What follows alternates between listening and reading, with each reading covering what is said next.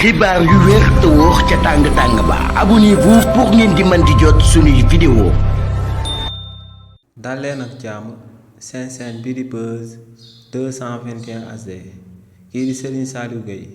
di akub journaliste bu kenn dootu présenté ci réew mi di Sénégal yëkkati na ay kàddu daal di koy jëmale ci stratégie bi nga xam ne kii di Pape Malick Ndour ak Ahmed Ndoye moom lañ élaboré woon ginnaaw bañ leen convoqué woon ci kanamu yoonu réewu Sénégal si li ni mel kii di Serigne Saliou Gueye ne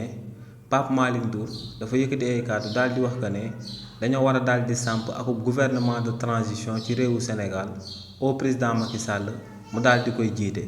nee nag akub gouvernement de transition foo ko déggee day daal di fekk ñu daal di renverser gouvernement boo xam ne dañ koo daal di installer légalement te ne kii di Pape Malick Ndour ginnaaw ba ko enquêteurs yi tàncee daal di koy laaj naka la na ma daal di sampee ci réewu Sénégal akub gouvernement de transition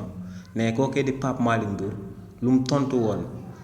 enquêteurs yi moom mooy que ne dañ fay war a daal di amal akub motion de censure ne daaw ñoo war a daal di xaar ba premier ministre bii di Ousmane Sonko di amal déclaration de politique générale am ñu daal di daane gouvernement am daal di fiy samp akub gouvernement de transition ne kàddu yooyu nag kookee di Pape Malick Ndour daal di yëkkati ñëpp daal di nañu xam que ne akub revirement à 1000 degrés la kookee daal di amal ne dafa daal di daw jëmale ko ci kàddu yi nga xam ne moom la yëkkati woon nee nag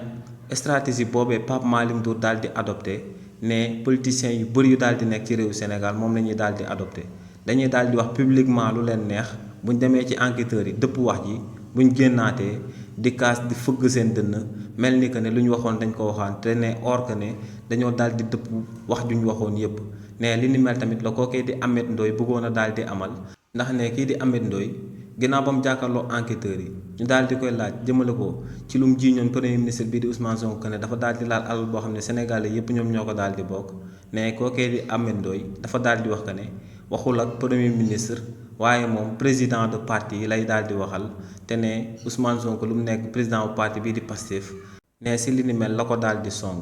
te ne ñëpp daal di nañuy xam que ne Ousmane Sonko en tant que président bu parti ci réewu Sénégal ne amul benn nombal tànk buñ ko fi daal di dënk ne kookee di Ahmed Ndoye bi wax ak Ousmane Sonko ne en tant que premier ministre lay wax ak moom te ne kookee ginnaaw ba mu jàkkaarloo woon tamit ak enquêteurs yi daa bëggoon a jël wax joojee daal di koy dëpp waaye ne contrairement ak kii di Pape Malick Ndour kii di Ahmed Ndoye moom gars yi dañ koo mujj daal di jàpp daal di koy jatang daal di koy placer en garde à vue jëmale ko ci kàddu yooyu mu yëkkati woon daal di koy jëmale ci premier ministre bii di Ousmane Sonko. xibaar yu wér te wóor ca tàng ba abonnez-vous pour ngeen di mën di jot suñuy vidéo.